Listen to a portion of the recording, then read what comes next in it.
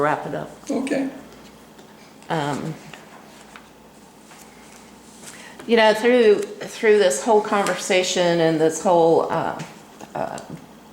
your engagement in water issues, you just appear to be absolutely convinced that we don't have any water in that aquifer or enough water at all. No. And you just come across with this real doom and gloom idea that, you know, we have to cease everything because we don't have water.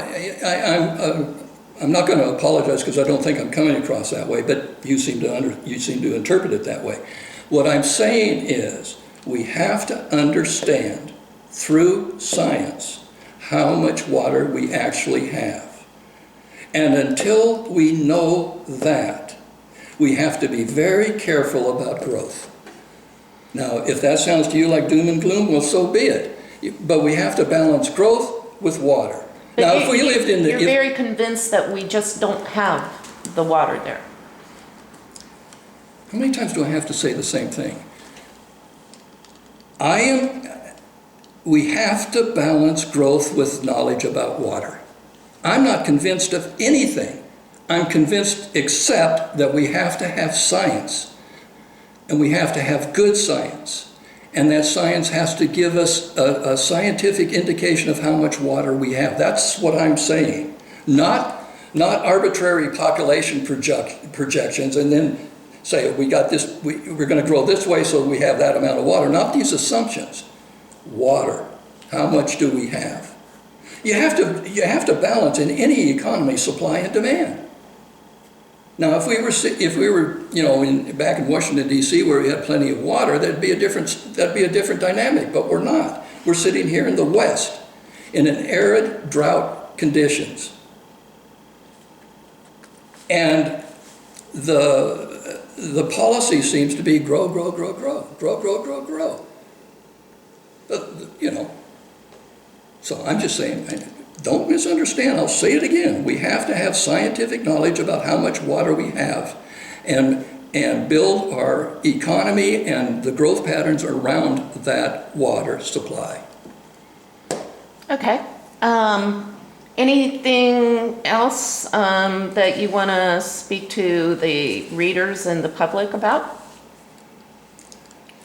Yeah, just maybe one. We have about 3 minutes. Oh, okay. Well, I hate these 3-minute things, so I'll end it at that. Okay.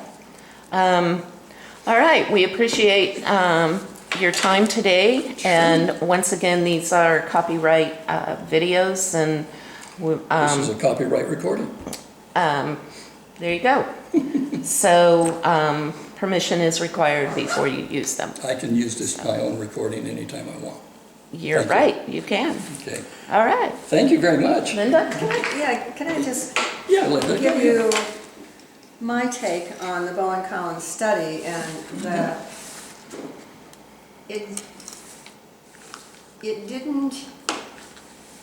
I didn't see the idea there that the population will grow and therefore the water will grow. I took it as being, if the population were to grow this much, this is how much water would be needed. Not present, but this is what it would take. And if at some point in a year or so, when a water study is done, then we find that there is a major difference in what the water supply could be, I believe that, yes, adjustments have to be made, but I'm not faulting Bowen and Collins for studying, okay, you've got this many people and they'll take this many gallons of water to support that population. They're just telling us what it would take, in my point of view, not we've got this many, we've got an unlimited amount of water and therefore we'd use X amount to supply 70 or 80,000 people. Yeah, my interpretation, first of all, I've read dozens and dozens of scientific studies on water when I was in the Department of Interior.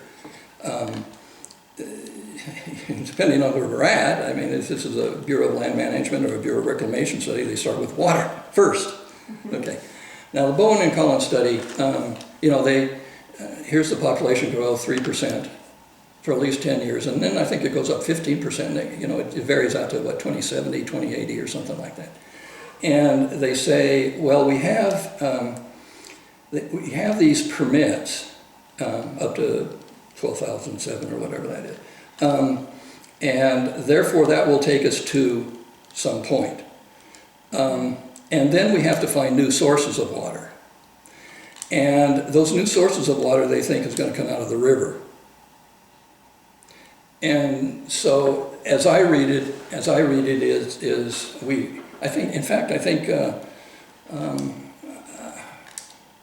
I think he mentioned on Wednesday, he said he thinks they had enough permits to go to 2050. We can argue all day about that. I disagree with that. I think it's more like in the 30s. Well, because they're thinking in about 15 years, if things go as, assuming that we have the water to do this, in about 15 years, they're going to have to start looking at the idea of a desalination plant or a water cleansing plant for the river. And then... That's a whole different subject. Yeah. That's 60 million.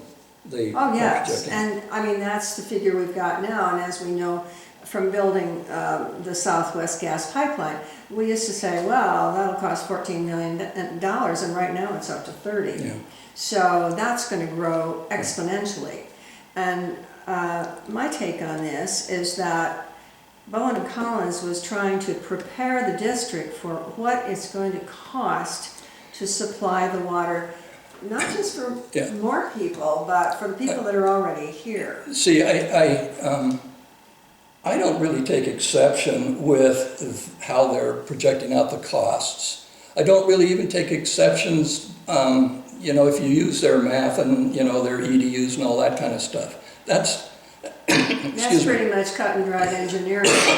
Yeah, that's math. And they are superior engineers, and I think it's very unfortunate that the city council, and I think also you, may have taken a swipe at them.